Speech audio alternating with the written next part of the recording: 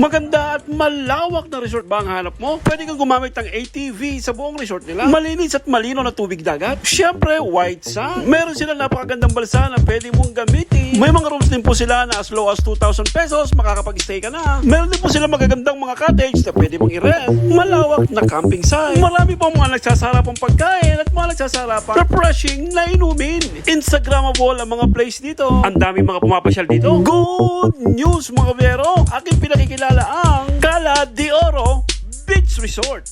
Welcome to Cala de Oro Beach Resort! Ang Cala Beach Resort ay located sa Barangay Bantigue, Pagbilao, Quezon. Nag-enjoy nga kami rito sa ganda ng tanawin, sa ganda ng kanilang beach resort at yung kanilang mga rooms and cottages, panalong panalo at wow, affordable na affordable ang kanilang mga rooms at mga bero, no?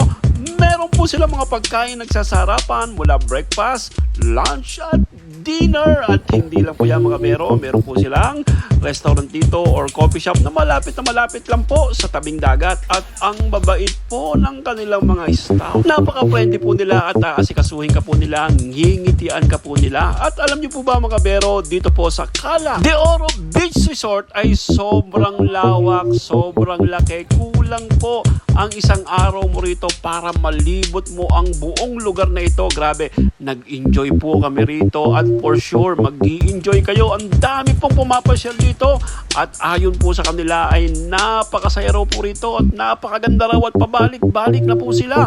Kaya mga bero, no, grabe, babalik-balikan din po namin ang lugar na ito. Saktong-sakto to sa team building, kaya na pag nyo, halika na't pumasyal sa Cala de Oro Beach Resort.